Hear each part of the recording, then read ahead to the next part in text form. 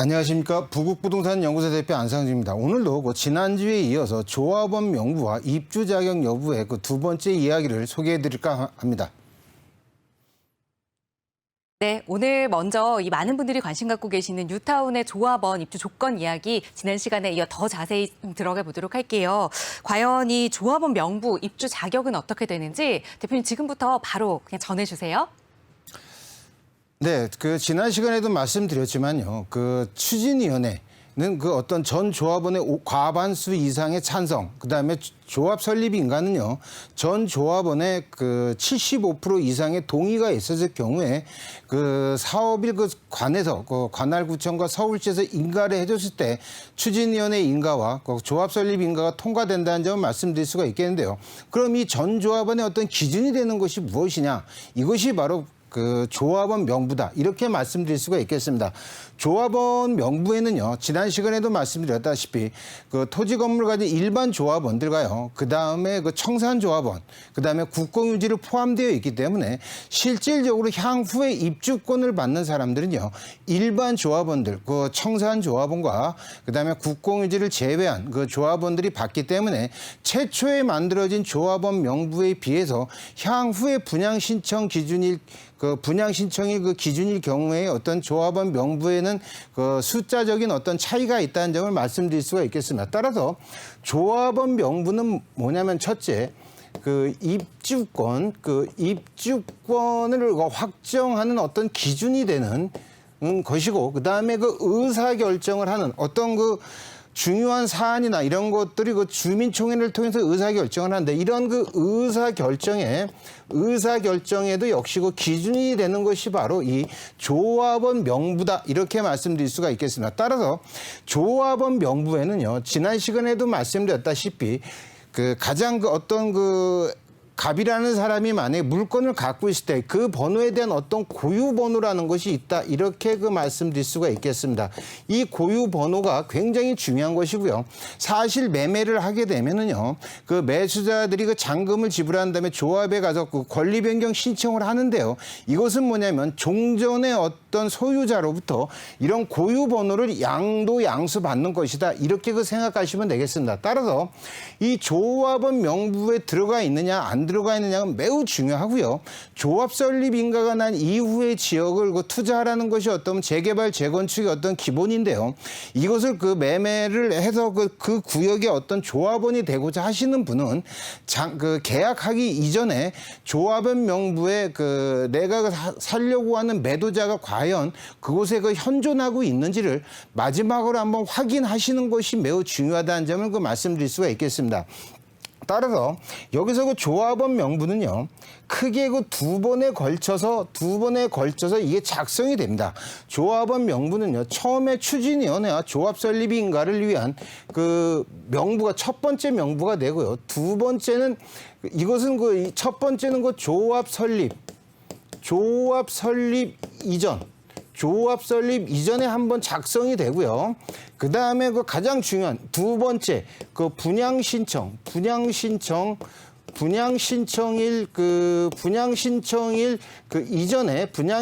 이전에 다시 한번 재작성이 된다는 점을 아셔야 되겠습니다. 우리가 자꾸 조합원 명부를 할 때 마치 첫 번째 조합 설립 이전에 작성된 조합원 명부가 절대적이라고 생각할 수가 있는데, 이건 큰 오산이다. 이렇게 말씀드릴 수가 있겠습니다. 왜냐면 조합 설립 이전에 작성되는 조합원 명부에는 청산 조합원이 포함되어 있고 국공유지도 포함되어 있습니다. 하지만 분양 신청일 기준에 분양 신청의 분양 신청일 기준일 때의 어떤 조합원이라고 하면요, 입주권을 받을 수 있는 조합원이기 때문에 두 번째 작성되는 분양 신청일 때 어떤 진짜 청산 조합원이 아닌 진짜 조합원의 자격을 구입하셔야 당당한 조합원 번호를 부여받을 수가 있고, 따라서 입주권을 받을 수가 있고, 그래서 내가 평형 동호수 추첨을 할 때 내 권리를 행사할 수 있다는 점을 다시 한번 강조해서 말씀드립니다. 여기서 지난주에 하다가 만 얘기가 있는데요.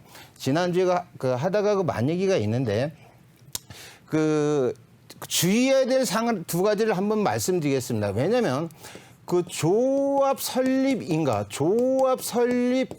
인가가 인가가 이 시점에 그 기준으로 해서 났는데요. 그때 그 갑이라는 사람이, 이 갑이라고 하는 사람이요, A 필지와 B 필지를 그 같은 구역 내에 있는 A 필지와 B 필지를 그 갖고 있었을 경우에 조합 설립 인가난 그 전과 그 후를 그 비교를 한다면요. 후를 이렇게 비교를 하게 되면 이 사람은 조합원 번호가 가령 100번이라 그러면 이런 100번이라고 하는 필지가 두 개이지만 조합 설립 인가가 날 경우에는 A 필지와 B 필지가 자동으로 합산이 돼서 100번이라고 하는 한 개의 그 조합원 번호를 받기 때문에 이 분은 입주권이 한 개다. 이렇게 말씀드릴 수가 있겠습니다. 그리고 두 번째 케이스, 을이라고 하는 사람이요. 조합 설립 인가 전에 C 필지를 하나 갖고 있었고요.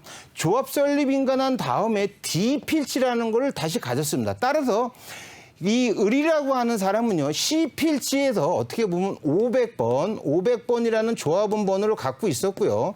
그 다음에 그 D 필지에서 그 600번이라고 하는 그 조합원 번호를 받았다고 했을 때, 갑이라고 하는 사람은 한 개의 그 입주권을 갖지만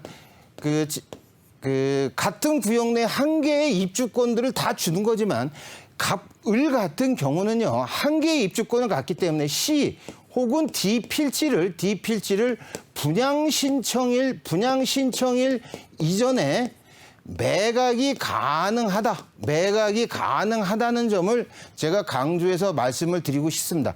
따라서 똑같이 두 개를 가졌지만 을 같은 경우는 조합 설립 전에 500번, 그다음에 조합 설립 인가에 어떻게 보면 600번을 갖고 있었지만 꼭 그렇다 그래서 C나 D 혹은 둘 중에 하나를 매각을 하였다 하더라도 입주권을 이 사람의 어떤 뭐 C를 팔든지 C를 뭐 병이라는 사람한테 팔든지 이 D를 뭐 을이라고 정이라고 하는 사람한테 판다 하더라도 병, 정 같은 경우에는요, 유효한 조합원의 어떤 자격을 양수할 수 있다는 점을 반드시 그 인지하셔라, 이렇게 그 말씀드리고 싶습니다.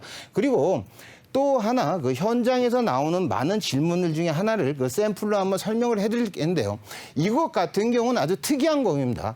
조합원 명부가 이 조합원 명부의 어떤 실수 도 간혹 나온다는 점을 말씀드리고 싶습니다. 어떻게 보면 조합 설립 인가 전에 나온 조합원 명부는 어떻게 보면 변경 가능한 조합원 명부다, 이렇게 말씀드릴 수가 있겠습니다. 왜냐하면 여기에는 자꾸 말씀드리지만 청산조합원과 국공유지까지 포함되어 있기 때문에 분양 신청일 이전에 조합원 명부를 다시 한번 조합은 재작성한다는 점을 아셔야 된다는 점입니다. 따라서 이건 조합원 명부의 어떤 조합의 실수를 한번 제가 말씀드리겠는데요. 그 도정법상에서 그 가장 나오는 그 여러 가지는 공유지분이라고 있습니다. 공유지분.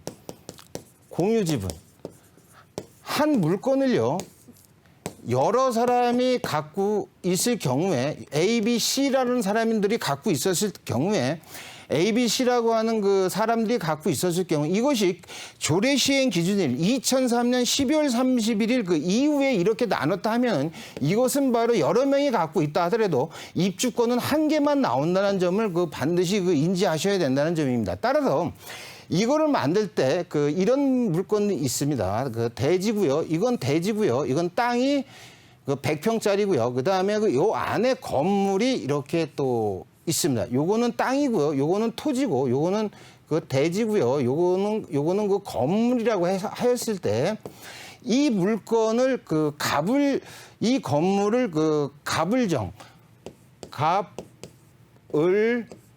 정이란 사람들이 공동 소유를 하고 있었는데요. 이 사람들이 공동 소유를 하고 있었는데 이 갑을병정 같은 경우에 이 건물을 그 세 개로 이렇게 나눴습니다. 이렇게 조례 시행일 이전에 2003년 그 12월 30일 이전에 이 사람들이 유효하게 그 지분 분할을 했습니다. 이 물건의 대지는 100평이고요.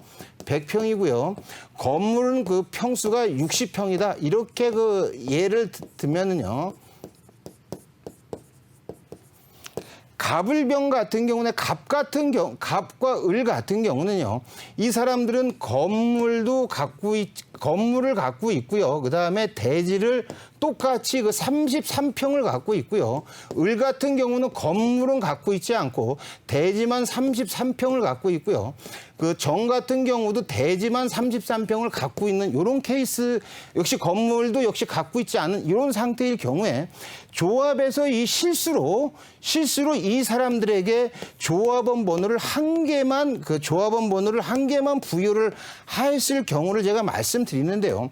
이것은 조합의 실수다 이렇게 말씀드릴 수가 있겠습니다. 왜냐하면 조합 설립인가 조례 시행일 기준 2003년 12월 30일 이전에 그 분할 혹은 분필은 유효하고 합법적인 그 분할 행위다. 이기 때문에 이 사람들 같은 경우는 대지가 33평, 즉 그 나대지를 보유했을 때 기준인 90제곱미터, 곧 그 27.225평을 그 초과하는 사이즈의 물건들이기 때문에 각각 갑을 정은 각각의 그 입주권이 나오기 때문에 일개를 부여한 조합은 실수한 것이고, 이것은 바로 세 개의 그 입주권이 나올 수 있는 그 물건이라는 점을 제가 다시 한번 강조해서 말씀드립니다. 왜냐하면 이거를 토지를 분할을 했다 그래서 무조건 한 개만 나오는 것이 아니라 조례 시행일 이전 2003년 12월 30일 이전에 유효하게 분할을 했고요.